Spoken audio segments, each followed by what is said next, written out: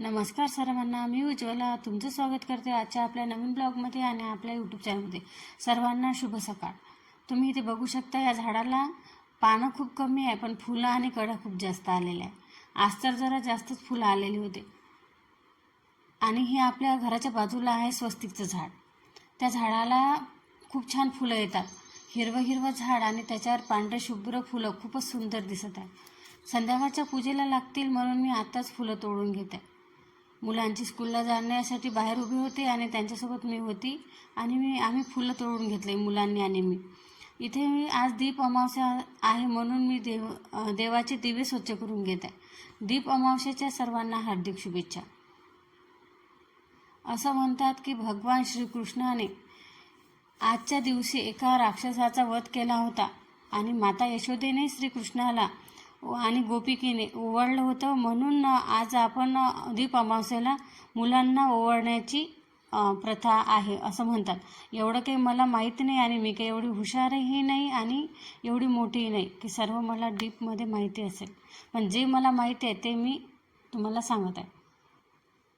आज दीप अमावस्या असल्यामुळे संध्याकाळी मुलांना ओवाळायचंही असतात. इथे मी कणकीचे दिवे करून घेतले. आता मी इथे पूजेची तयारी केली आहे आणि पूजा करत आहे. पूजेची मांडणी करून घेते. दिव्यासाठी आसन टाकलं, चौरंग पाट ठेवला, पाटावर कापड आणि त्यावर हे तांदूळ टाकले. कोणी इथे फुलंही टाकू शकतात किंवा तांदूळाची सुद्धा आसन आपण देऊ शकतो. प्रत्येक ठिकाणी पूजा करण्याची पद्धत वेगळी असते. आमच्याकडे दिवा आपण खाली ठेवत नाही. त्यासाठी पहिले फुलाचं किंवा तांदूळाचं आसन ठेवतो आणि नंतरच त्यावर दिवा ठेवतो.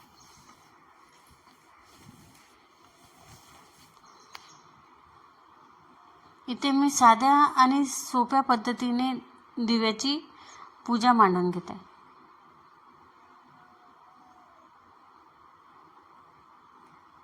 दिव्यामध्ये कोणी तेलाचे लावतात, कोणी तुपाचे लावतात, तर मी दोन्ही लावले. समयामध्ये मी तेल टाकलं आणि बाकी जे दिवे आहेत त्यामध्ये तुपाचे दिवे लावले.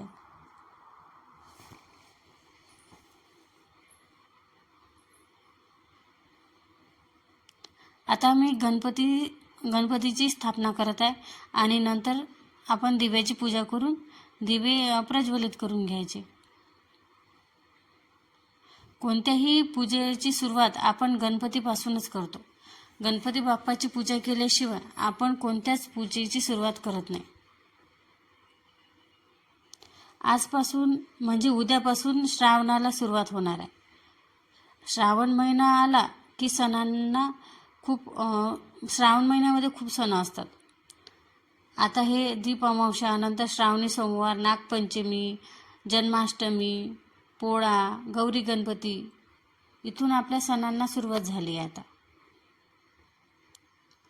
सर्व दिव्यांना मी हळद कुंकू लावून घेते आणि फुलं वाहून घेते. नंतर दिवे प्रज्वलित करते.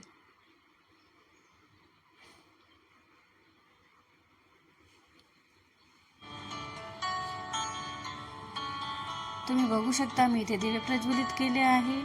आणि विहान घरी आला होता. विहानचं औक्षण केलं आणि बाकी मुलं काही व्हिडिओमध्ये यायला कम्फर्टेबल नव्हते, त्यामुळे मी त्यांना काही घेतलं नाही. अशा साध्या सोप्या पद्धतीने मी छान अशी पूजा करून घेतली.